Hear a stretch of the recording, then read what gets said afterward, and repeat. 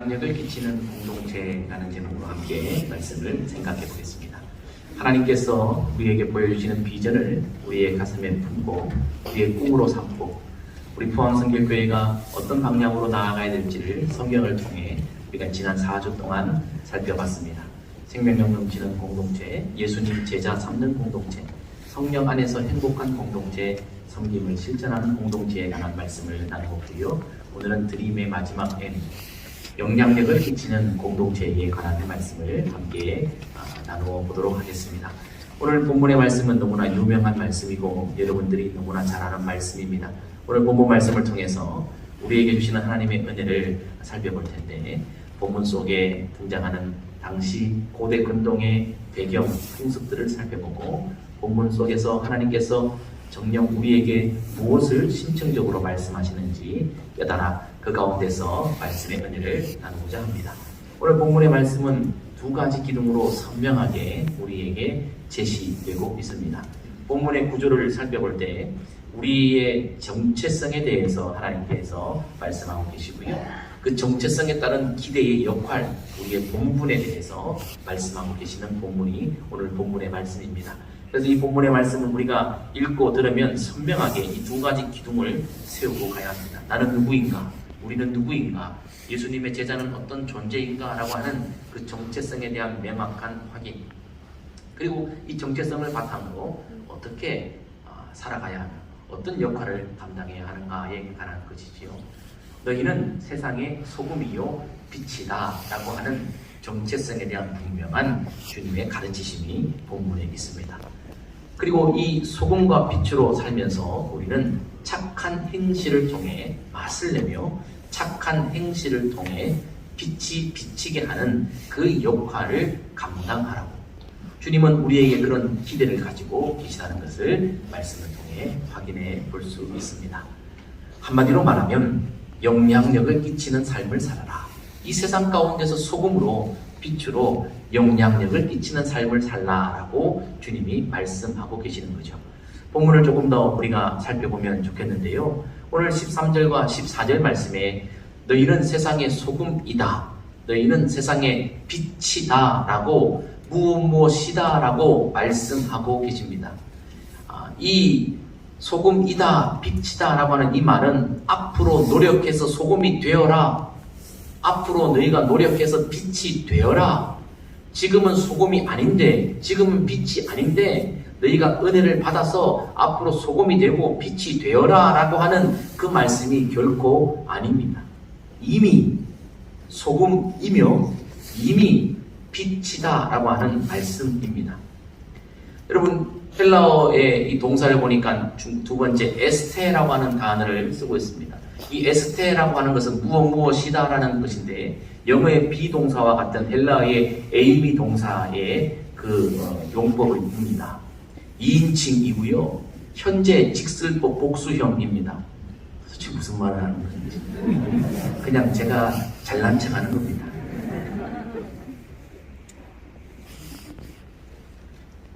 이 무슨 말이냐?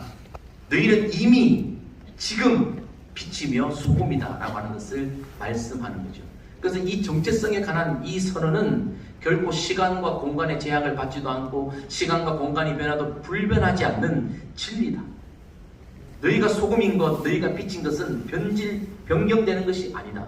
그러므로 너희는 마땅히 소금으로서 빛으로서 그 사명을 감당해야 한다라고 하는 강조의 의미가 여기에 있습니다. 앞으로 그렇게 해라라는 기대의 의미가 아니라 이미 그렇게 했어야만 하고 그렇게 하는 것이 마땅하다라고 하는 주님의 아주 분명한 선언의 말씀이 너희는 세상의 소금이다, 너희는 세상의 빛이다 라고 하는 이 말씀인 것입니다.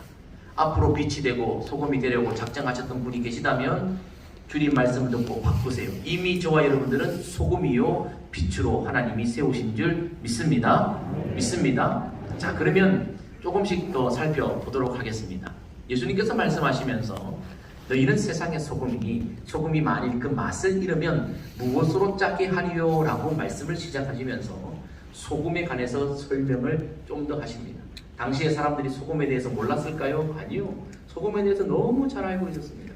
일상생활 속에서 그들이 이미 접하고 이해하고 살아가고 있는 소금을 가장 친근한 것에서 주님은 그것을 따다가 비유로 지금 설명을 해 주시고 계십니다. 소금을 예수님께서 설명하시면서 맛이라고 하는 것으로 하나의 함축적인 의미로 표현을 해주고 있는데 바로 기대 역할입니다. 소금의 기대 역할. 여러분, 소금에 관해서 우리가 기대하는 역할이 있죠. 첫 번째는 맛. 욥기 6장 6절 말씀에 보면 욥이 이렇게 말합니다. 싱거운 것을 소금 없이 어떻게 먹으며 닭의 흰자위를 어떻게 먹을 수 있느냐라고 말합니다. 소금이 없이는 싱거운 음식을 먹을 수 없다. 닭의 흰자위를 먹을 때는 소금을 반드시 쳐야 한다라고 욥이 말하고 있습니다. 여러분 잘 아시는 바와 같이 욥은 어느 시대 사람입니까? 아브라함, 이삭, 야곱, 요셉 이 족장 시대에 살았던 사람이 욥이에요. 욥기가 시편 여기 뒤에 있으니까 다윗 시대라고 생각하는데 아니에요. 족장 시대에 살았던 사람이 욥이에요. 이미 아브라함 때부터 소금을 사용하고 있었다는 거죠. 족장 시대 때부터 소금을 먹었다는 거죠. 그래서 이 사람들 속에는 오랫동안 소금을 통한 맛을 알아왔습니다. 소금 없이는 음식이 맛없다는 것을 너무나 잘 아는 거죠. 그들을 향해 예수님께서 말씀하십니다. 너희는 맛을 내는 소금이다. 소금 방부제 역할을 하는 것 여러분 너무나 잘 아시죠? 썩어진 것을 썩지 않은 원형의 형태로 돌릴 수는 없지만 더 썩어지지 않도록 막아주는 것이 방부제입니다. 소금이라는 것이 그 방부제의 역할을 하는 거죠. 그 당시에 사람들은 이 냉장 기술이 발전하지 않았기 때문에 소금에 굉장히 많이 의존했다고 하는 거죠. 그런데 당시의 풍습을 보면 소금이 얼마나 귀한지를 그들은 너무나 잘 알고 있었어요. 소금을 친 음식과 소금을 치지 않은 음식이 어떻게 변질되어 가는지를 그들은 너무나 잘 알았던 거죠. 그 잘하는 것을 예수님이 비유로 다시 말씀해 주고 있습니다. 이것은 생활에서 나오는 일입니다만은 조금 더 종교적 의미로 들어가게 되면 이 제물을 드릴 때, 제사를 드릴 때 소금이 필요했습니다. 여러분 종교적으로도 소금은 꼭 필요했어요. 성전에서, 성막에서 하나님을 예배하며 하나님을 영화롭게 할 때에 소금이 반드시 필요했습니다. 출애굽기 30장 말씀해 보니까 성전에서 쓰이는 향기름을 만들 때 기름을 만든 후에 소금을 쳐서 성결하게 하라고 했습니다. 그 제조되어진 향기름을 성결하게 하는데 상징적으로 소금을 쳐서 부패를 방지하는 그 소금을 뿌려 이 향기름이 거룩하다는 것을 드러내게 하셨습니다. 뿐만 아닙니다. 소제, 곡식으로 드리는 제물. 여러분 곡식으로 하나님께 영광을 올려드리는 제사를 드릴 때 모든 소제물에는 반드시 소금을 치라고 하나님께서 꼭 집어 말씀하셨어요. 부패를 방지하고 이 깨끗함을 상징하는 소금을 쳐서 이 변질될 수 있는 곡물 제사에도 변질되지 않은 온전한 것을 주님 앞에 올려드리는 그 가르침으로 주님은 소금을 소제에 반드시 치라고 하셨어요. 에스겔서의 말씀에 보면 속죄죄를 드릴 때 제사장은 그 속죄 제물에 소금을 치라고 말씀하고 있습니다. 그래서 소금을 치고 번제로 태워 주님 앞에 향기로운 제물로 올려드리라고 말씀하고 있습니다. 그렇습니다. 성전에서 봉사할 때에 제사를 드릴 때, 소제를 드릴 때, 번제를 드릴 때 소금을 치게 하심으로 하나님은 그 제물을 거룩하다 여겨주셨던 것입니다. 그러므로 소금은 종교적인 모임 안에서도 믿음 생활 안에서도 반드시 필요한 것임을 그들은 너무나 잘 알고 있었습니다. 무엇보다 소금은 생명을 유지하는 데 필수적인 요소입니다. 저와 여러분들의 지금 몸 안에 흐르는 혈액 속에도 0.7%의 식염이 포함되어 있다고 하네요. 여러분 사람들뿐만 아니라 동물들도 소금이 꼭 필요하다고 합니다. 여러분 히브리 민족은 유목 민족입니다. 양을 치는 민족들이죠. 여러분 이 히브리 민족들이 유목으로 양을 칠 때에 풀만 뜯어 먹이는 것이 아니라고 합니다. 그 팔레스틴 지역에 나오는 암염, 소금 덩어리, 소금 돌을 이 풀밭 군데군데의 목자들이 그냥 던져 놓는다고 합니다. 그러면 양들이 풀을 뜯어먹을 뿐만 아니라 그 소금 기둥, 소금 암염, 그 소금 덩어리를 핥아서 영분을 섭취한다고 합니다. 그래야 그 땅에서 양들이 건강하게 살습니다. 그것을 목자들은 너무 잘 알고 유대인들은 그들의 삶의 풍습에서 이것을 너무나 잘 아는 거죠. 여러분 지금도 그래요. 여러분도 혹시 몸이 좀 불편하시고 몸이 안 되면 병원에 가시면 수액 맞으시잖아요. 그치요? 수액, 링거 그거 맞으시잖아요. 포도당 주사 맞으시잖아요. 그 여러분 성분이 뭔지 아세요? 물, 포도당, 나트륨이에요. 나트륨이 소금이잖아요. 여러분 소금이 우리에게 생명의 활기를 불어넣어주고 생명을 유지해주는데 굉장히 필요한 거예요. 신기하죠? 물, 포도당, 소금 요거 몸에 들어가면 막 혈색이 돌고 살아나고 퇴원하세요? 예, 퇴원하는 거예요. 우리의 몸의 생명에 소금이 굉장히 중요하다는 거예요. 이렇게 잘 알려진 소금을 예수님이 끌어다가 너희는 세상의 소금이다 라고 말씀하고 계시는 거죠. 자, 그런데 이 소금이 맛을 잃으면 어떻게 될 것인가? 예수님 당시 팔레스틴 지역에서 소금을 얻는 방법은 크게 두 가지였다고 합니다. 이 풍습을 이해하는 것이 오늘 본문을 이해하는 데 굉장히 유익합니다. 예수님 당시에 소금을 받는 첫 번째 방법은 오늘날 우리가 잘 알고 있는 것처럼 바다에서 소금을 이렇게 채취해내는 거죠. 오늘날도 여러분 우리 바다에 가면 소금을 이렇게 염전해서 받아오지 않습니까? 사해바다 남쪽에서 이 당시에 소금을 채취했다고 합니다. 두 번째로 이 당시 예수님 당시 팔레스틴에는 산 능성이나 땅에서 소금을 캐냈다고 합니다. 신기하죠? 예, 산에서 돌을 캐내듯이 땅에서 소금을 캐냈어요. 그게 뭔가 조금 전에 제가 말했던 암염이라는 것입니다. 소금 기둥입니다. 돌과 같은 건데 소금인 거예요. 소금 돌이죠. 소금 돌이라고 말할 수 있습니다. 그래서 이 소금 돌을 일상생활에서 그들이 많이 사용을 했다고 합니다. 근데 이 암염, 팔레스틴 지역에 나오는 소금돌 암염, 이 암염은 관리를 조금만 잘못하면 금방 맛이 없어진다는 것입니다. 특별히 비를 맞거나 수분에 노출되면은 염분이 싹 빠지면서 진짜 산에서 캐낸 돌의 소금이기 때문에 염분이 빠지면 말 그대로 뭐만 돼요? 돌만 되는 거예요. 그래서 염분이 빠져 있는 이 소금 암염을 쓸 데가 없으니 그냥 밖에다가 휙 던진다는 거예요. 길가에. 그러면 길가에 던져진 여러 작은 돌멩이처럼 똑같이 그 암염이 사람들의 발에 밟히고 이리 치이고 저리 치인다는 거죠. 이것은 당시에 이 지역에 살고 있던 사람들은 너무나 잘 아는 이야기라는 것입니다. 예수님의 제자들, 하나님을 믿는 사람들, 그들이 기대 역할을 감당하지 못할 때, 본분을 감당하지 못할 때, 그들의 사명을 감당하지 못할 때 맛을 내고 방부제 역할을 하고 성전에서도 쓰여지고 생명을 살려내는 필수품인 이 소금이라도 아무런 가치가 없어 던져져 발에 밟히는 것처럼 그렇게 될 것이다 라고 귀에 쏙쏙 들어오게, 대학원에서 공부하지 않아도 일상생활에 살았던 사람이라면 소금은 이런 것이고 소금이 다 맛을 잃으면 이렇게 되는 거 너무나 잘 아는 그 일목요연한 과정을 주님이 비유로 들여다가 설명하고 계시는 겁니다. 두 번째로 너희는 세상의 빛이다 라고 말씀하고 계십니다. 빛에 대해서 예수님 말씀하시면서 또 그 당시의 삶의 문화와 풍습을 이야기합니다. 팔레스틴 지역의 가옥 구조는 언덕 위에나 고지대에 집을 많이 지었다고 합니다.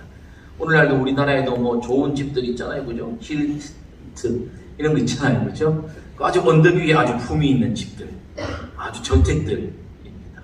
여러분, 저 언덕 위에 고지대에 있는 집들은요, 산 아래에서 한눈에 봐도 다 보여요. 우리 여기도 보면 우리 이렇게 집사님들, 키 크신 분들은 참 내가 부러운 분들인데, 이런 분들은 이렇게 우리가 예배 마치고 쑥 나갈 때 얼굴이 보여요, 안 보여요? 얼굴이 우리보다 한 개 더 위에 있어가지고 저 집사님 오셨구나 지나가는구나 다 보여요. 저 같은 사람은요, 어디 갔나 왔나 어디 파묻혀가지고 보이지도 않는 거예요. 빛이 그렇다는 거예요.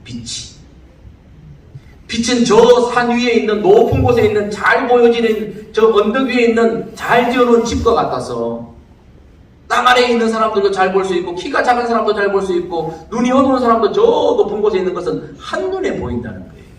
빛이 그렇다는 거예요. 그걸 지금 산 위에 있는 동네가 숨겨지지 못할 것이요, 산 위에 있는 동네는 숨겨지지 않는다, 잘 보인다, 이런 말이에요. 그 아래에 사람이 등불을 켜서 말 아래 두지 않고 등경 위에 둔다. 등경, 여러분이 불의 심지를 켜서 등경 위에 두어서 빛이 집 안에 비치게 하는데, 이 당시의 풍습이 재미있는 것이 사람들이 이 빛이 아주 귀하기 때문에, 요즘 우리는 얼마나 좋아요 여러분. 스위치 하나만 누르면, 아니 스위치 누르러 가는 것도 귀찮으면 여러분 핸드폰 하나만 누르면 전기불이 왔다가 껐다가 밖에서도 불이 들어갔다가 나갔다가, 이런 시대에 우리는 살고 있어요. 너무 좋은 시대에 살고 있어요. 근데 이 당시는요, 땅에서 기름을 뽑아내는 기술도 없었고요, 식물을 짜다가 기름을 만들어내는 그 시대의 사람들이에요. 불이 굉장히 귀하죠. 또 불을 아끼는 거예요. 그래서 불을 아껴서 혹시 집주인이 집 안에 있다가 집 밖에 나갈 때는 집 안에 있는 가축이나 혹 바람이 들어와서 불이 상하거나 꺼지거나 불이 날까봐 외출할 때는 그 등경 위에 있는 불을 잠시 내려서 안전한 말 아래에 두었다는 거예요. 불을 보관했다는 거예요. 그리고 다시 들어오면 다시 올려서 그것을 사용했다는 거예요. 불이 소중했고 또 불이 위험하기 때문에 그렇게 잘 간직했다는 거예요. 그것을 당시 사람들은 살면서 다 그렇게 살아냈어요. 그래서 특별한 경우가 아니고서는 불을 붙여서는 등경 위에, 불을 보존할 때는 말 아래 둔다는 거예요. 너희는 세상의 빛이다. 특별한 경우가 아니고서는 너희는 항상 비치게 하는 빛의 존재다. 너희는 소중하다. 너희는 말 아래 두면서 그렇게 간직돼야 될 존재다라고 하는 것을 더불어 말씀하시면서, 빛은 숨기지 못하는 비치는 존재다라고 하는 것을 예수님이 말씀하고 계시면서 너희는 세상의 빛이다 라고 말씀하고 있습니다. 자, 그러면 아니 이미 다 알고 있는 삼척동자도 소금이 얼마나 중요하고 어떤 역할을 하고 빛이 얼마나 중요하고 어떤 역할을 하는지 삼척동자도 다 아는 걸 굳이 하늘에 하나님의 아들이신 예수님이 산상수훈의 그 금쪽 같은 시간을 쪼내고 여유의 공간을 빼내서 왜 이 말씀, 쉬운 말씀을 하실까? 여러분, 표면적인 메시지가 아니라 심층적인 메시지를 던져주기 위함이 아니겠습니까? 그 메시지를 우리가 알아야 된다는 거죠. 오늘 예수님께서 소금과 빛의 이야기를 하시는 그 심층적인 원래의 의미는 뭘까? 이렇게 한번 생각이 되어집니다. 1번 같이 한번 읽어볼까요? 시작. 균형 있는 삶으로 영향력을 끼치라. 한 번 더 시작. 균형 있는 삶으로 영향력을 끼치라. 자, 이게 무슨 말인지 한번 들어보세요. 소금은 빛과 대비해서 굳이 설명을 하자면 소금은 내면에 속한 것입니다. 소금은 보이지 않는 것입니다. 음식에 처지고 재물에 처지고 있지만, 우리 혈액 안에 흐르고 있지만 소금은 보이지 않습니다. 녹아 사라져 보이지 않습니다. 즉 우리의 내면, 우리의 속 사람을 말한다라고 이해할 수 있겠습니다. 즉 우리의 속 사람이 부패되지 않도록, 우리의 속 사람이 더러워지지 않도록, 우리의 속 사람이 생명력을 잃지 않도록, 우리의 속 사람이 맛을 잃지 않도록 하라는 주님의 심층적인 메시지가 여기 있습니다.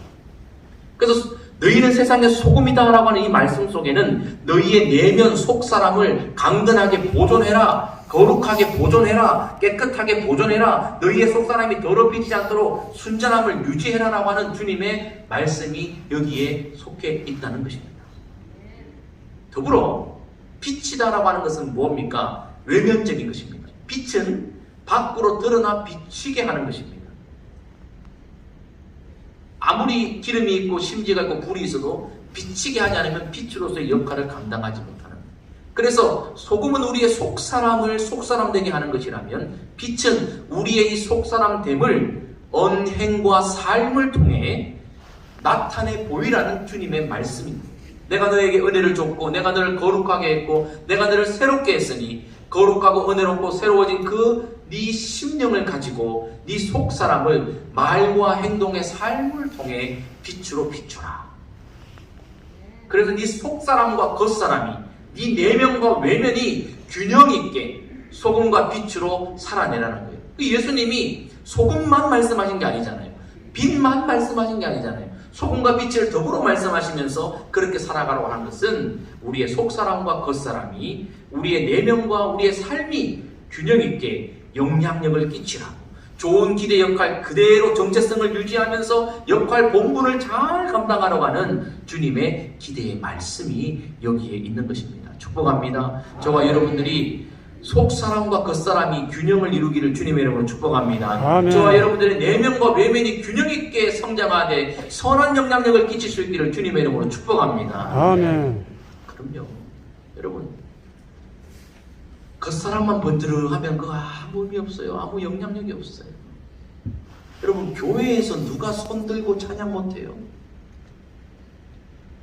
교회에서 누가 거룩한 척 손들고 기도 못해요? 다 할 수 있어요.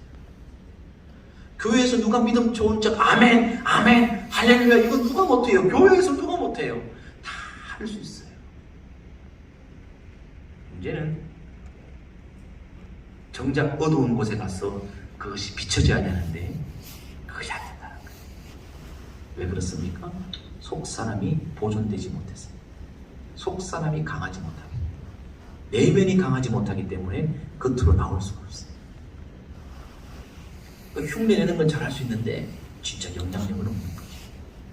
그렇게 하지 말라는 거예요. 속 사람을, 내면을 부패되지 않고 변질되지 않고 순전함을 유지하면서 생명력을 유지하면서 소금답게 그렇게 만들어내고 그것이 자연스럽게 우리의 삶을 통해 언행과 삶으로 나타내 보이라는 그 삶에 영향력을 끼치는 주님의 말씀이 소금과 빛에 담겨져 있다는 거예요. 두 번째로 소금과 빛, 주님이 왜 말씀하셨어요? 다 알고 있는 그 말씀 왜 말씀하셨어요? 그 심정적 메시지는 이것입니다. 2번 같이 읽습니다. 시작.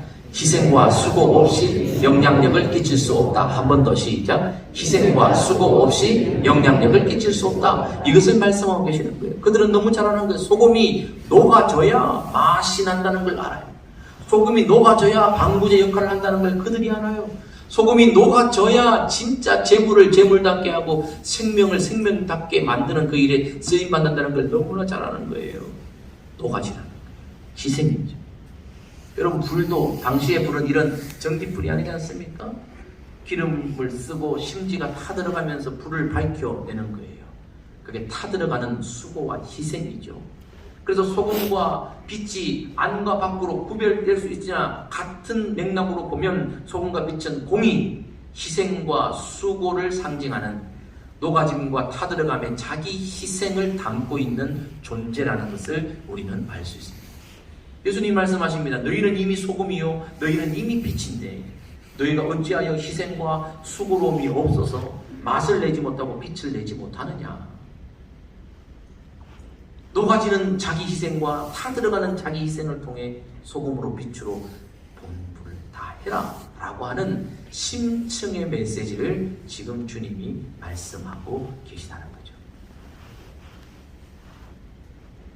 여러분, 우리가 하나님을 잘 섬기는 것, 하나님께 예배해서 은혜 받는 것 중요하지요.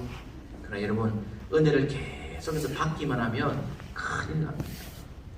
여러분, 우리 몸에 필요한 5대 영양소, 각종 에너지들 많이 공급받는 거 좋습니다. 좋은 것 많이 드시고 좋습니다. 근데 여러분, 그렇게만 하고 에너지를 쓰지 않고 운동하지 않고 이렇게 하지 않으면요 큰일 납니다. 큰일 납니다. 풍선 터지듯이 터져요. 여러분, 받은 만큼 흘려보내고 받은 에너지만큼 소비해야 새로운 에너지가, 새로운 은혜가 계속해서 순환이 되는 거예요. 우리는 근데 희생과 수고, 자기 희생을 기뻐하지 않고 그저 주세요, 주시옵소서,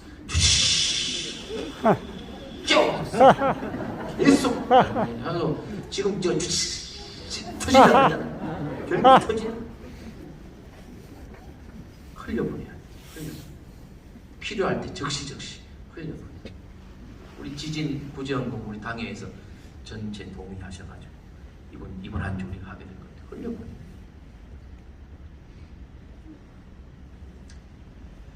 여러분, 우리 기독교는 분명한 정체성이 있는데요.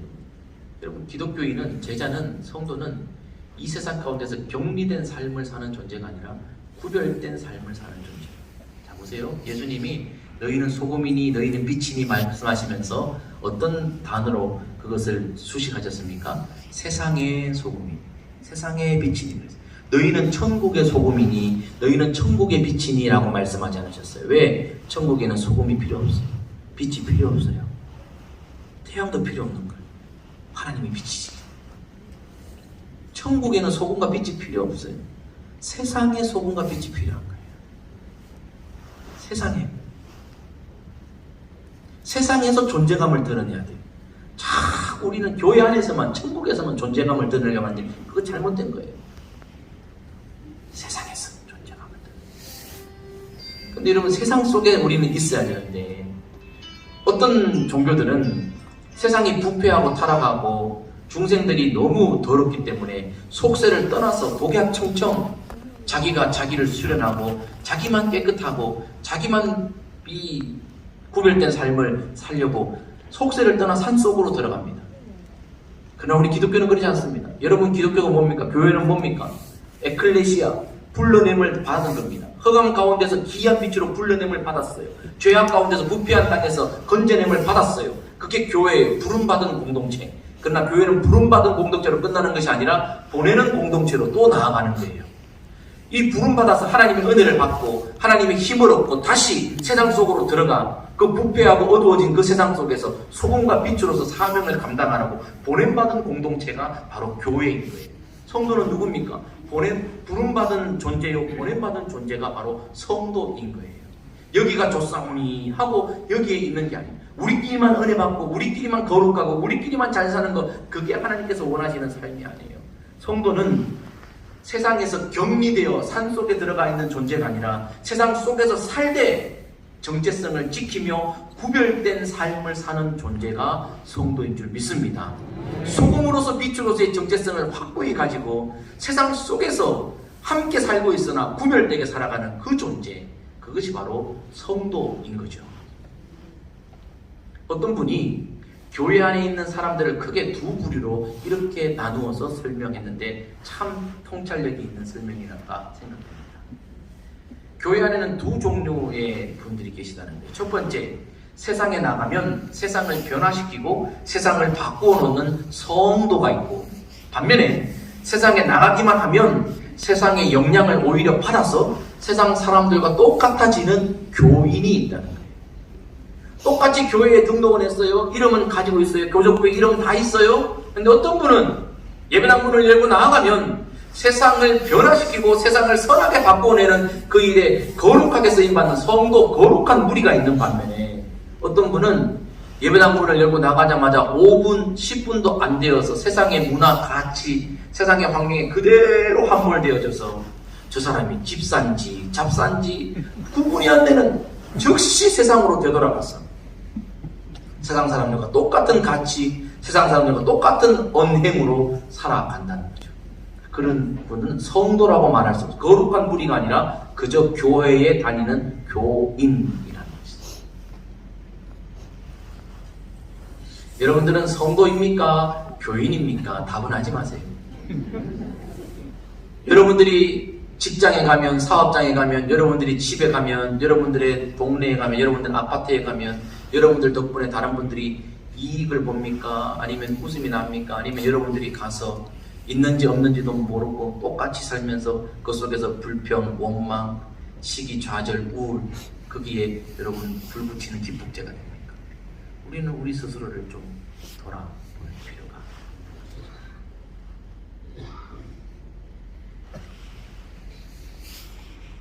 매튜 헨리 목사님, 영국의 유명한 목사님이자 주석가, 이분이 16절 말씀을 이렇게 설명했습니다. 16절 말씀 제가 한번 읽어보겠습니다. 이같이 너희 빛이 사람 앞에 비치게 하여 그들로 너희 착한 행실을 보고 하늘에 계신 너희 아버지께 영광을 돌리게 하라. 이게 오늘 16절의 결론이거든요. 예수님께서 너무 잘 아시는 소금, 너무 잘 아시는 빛을 사람들에게 다시 말씀하시면서 말씀의 결론으로 이와 같이 너희 빛이 사람 앞에 비치게 하여 너희의 착한 행실로 하나님께 영광을 돌리게 하라 했는데요. 매튜 헨리 목사님 이렇게 주석을 달았어요. 예수 믿는 사람들, 특별히 예수의 제자가 된 사람들은 선해야 될 뿐 아니라 선을 행해야 한다. 존재가 선한 존재로 바뀌어야 되는 비굿, 존재론적으로 선한 사람, 착한 사람, 바른 사람, 믿음의 사람, 순전한 사람이 되어야 되고 뿐만 아니라 그 내면이 그렇게 될 뿐만 아니라 그의 삶이 외형적으로도 선을 행하는 부굿, 선을 진짜 실천하는, 알기만 하고 마음에 맺는 게 아니라 진짜 손과 발로 삶으로 실천해내는, 즉 선해야 된다. 소금이 되어야 되고 선을 행해야 된다. 빛이 돼야 된다. 이렇게 해석을 했습니다. 참 이 영성이 깊은 이 주석가들은 진짜 하나님의 은혜를 깊이 받은 자들이죠. 축복합니다. 여러분 선한 존재가 되시고 선을 행하는 존재가 되시기를 주님의 이름으로 축복합니다. 그것을 통해 많은 사람들이 여러분들의 선한 존재와 선한 행동을 보고 하나님께 영광 올려드리는 일들이 많아질 수 있기를 주님의 이름으로 축복합니다. 아멘. 그것이 바로 영향력을 끼치는 공동체인 거죠. 영향력을 끼치는 공동체. 영향력을 끼쳐야 돼요. 제가 두 분의 이야기를 예화로 들고 설교를 마치려고. 여러분 조정민이라고 혹시 아십니까? 옛날 이 방송국 9시 뉴스 앵커를 진행했던 아나운서이지요. 그분이 지금 목사님이 되셨어요. 조정민 목사. 베이직 교회의 목사님이십니다. 여러분 9시 뉴스 여러분들 그렇게 지냈던 겁니다. 그분이 설교 중에 이런 말을 했어요. 그분이 예수를 뒤늦게 믿고 나서 교회에 들어와 봤는데 교회 안에 가짜가 너무 많다는 거예요. 그분 설교에서 했는 말이에요. 교회 안에 가짜가 너무 많다. 한국 교회 안에 가짜가 너무 많다. 그러면서 그거 하는 말이 이런 말이에요.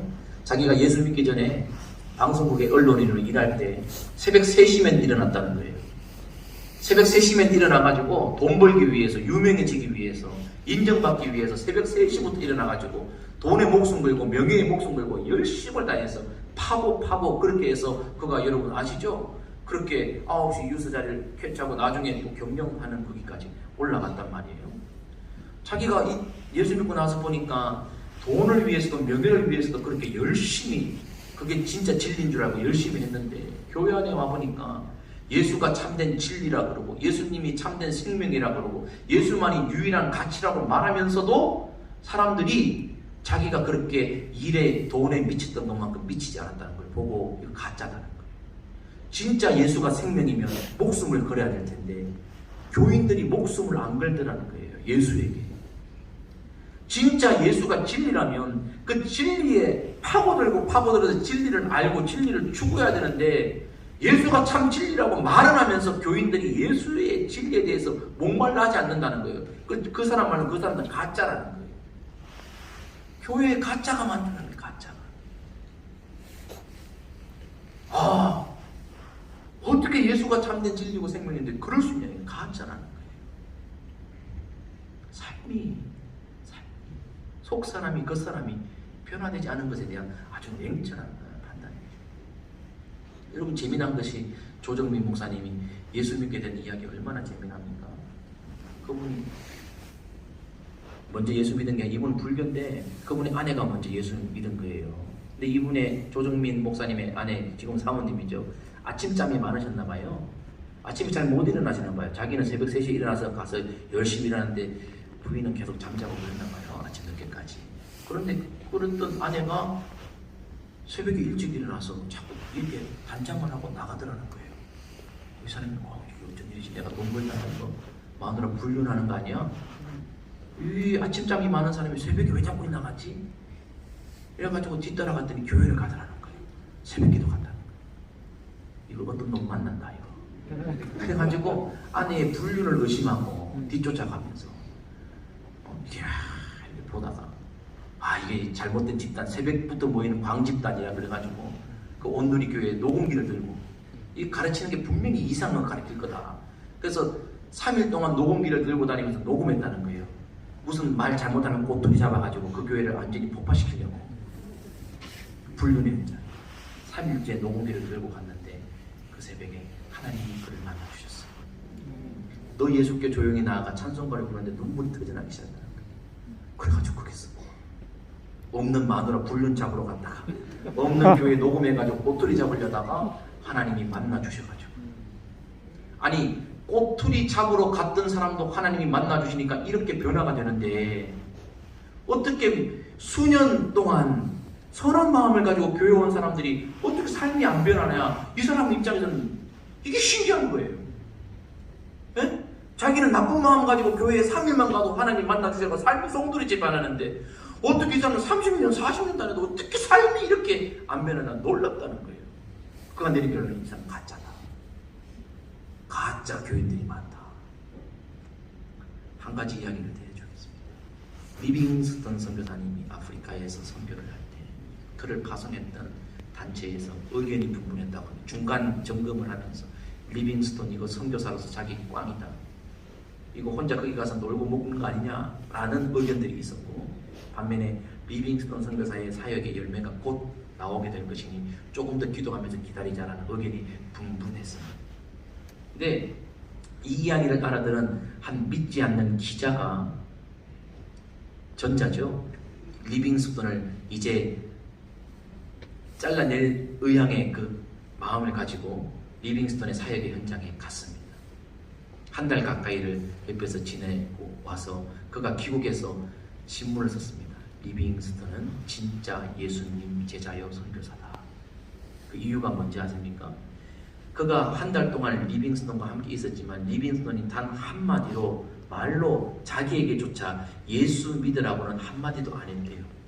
그런데 그의 삶을 통해 자기가 예수님을 발견했다고 고백하면서, 그가 불신자였던 기자가 돌아와서 리빙스톤은 진짜 예수님의 제자요 참 선교사라고 말하고, 자기도 그 리빙스톤의 삶으로 변화를 받아 예수님 믿는 사람이 되었다는 이야기입니다. 여러분, 뭡니까? 속 사람이 정말 예수님의 정체성을 가지고 그의 삶이 예수님의 정체성으로 드러나게 될 때 말하지 않아도 그의 삶을 통해 생명이 변하게 되는 역사가 나타난다는 거예요. 그러면 오늘 이 땅에, 이 한국 땅에 수많은 교회가 있고, 수많은 믿는 가정들이 있고, 수많은 목사가 있고, 수많은 교인들이 있는데, 한국 땅은 지금 발에 밟히는 소금인가, 아니면 맛을 내는 소금인가, 방부제 역할을 하고 있는 소금인가, 발에 밟히고 있는 소금인가, 등경 위에 두어서 빛을 비추고 있는 빛인가, 자기 희생과 타들어감에 그 수고를 마다하지 않는 그 섬김을 실천하는 공동체로 서 있는가, 아니면 끊임없이 자기의 것만 옮겨지고 있는 그 빛되지 못한 삶을 살아가고 있는가 점검해야 합니다. 오늘 주님께서 우리들에게 보여주시는 비전은 무엇입니까? 교회는 어떠해야 합니까? 여러분, 포항 성결교회는 왜 포항에 있어야만 합니까? 포항 성결교회는 왜 성결교단이 있어야 합니까? 수많은 교회가 있는데 왜 이 교회가 하나 더 필요합니까? 우리를 향한 하나님의 기대 역할이 있는 줄 압니다. 여러분, 수많은 사람들이 있는데 나 하나 없어도 아무 의미가, 아무 문제가 없는데 왜 하나님이 저를 살려두셨고 여러분들을 살려두시고, 왜 하나님이 여러분들이 지금 다니고 있는 그 직장에 보내시고, 왜 그 사업장에 보내시고, 왜 그 학교에 보내십니까? 바로 그곳에 소금이 필요하고 빛이 필요하기 때문이 아닐까요? 주님의 이 부르심에 응답할 수 있는 귀한 은혜가 우리 모두에게 있으시기를 주님의 이름으로 축복합니다. 이 자리에서 일어났습니다. 진짜 소금, 진짜 빛으로 살게 하여 주시옵소서. 주께서 사랑하시는 성도들이 이 아침에 마음과 뜻과 시간과 정성과 물질, 예물 다 올려드리오니 주님 받아 주시옵소서. 기도의 제목도 주께 올려드리오니 받아 주시옵소서. 우리의 삶의 문제도 주께 올려드리오니 받아 주시옵소서. 몸과 마음과 육체의 영혼의 연약함도 주께 올려드리오니 주님 받으시고 회복시켜 주시옵소서. 주께서 드린 이 모든, 주의 종들이 드린 이 모든 것들을 기쁘게 받아주시고 이들의 삶에 강력하게 역사하시고 섬세하게 역사해 주셔서 주님의 은혜로 회복되고 형통케 되어지며 살아나는 은혜가 있게 하여 주시옵소서. 이제는 우리 주 예수 그리스도의 은혜와 우리 하늘 아버지 하나님의 극진하신 사랑하심과 성령의 감동 감화 교통 역사하심이 선한 영향력을 끼치는 그 사람, 그 가정, 그 교회가 되기를 원하는 모든 주의 백성들 머리 위에, 이들의 자녀손들 위에, 교회 위에 이제로부터 영원까지 함께 하시기를 간절히 축원하옵나이다.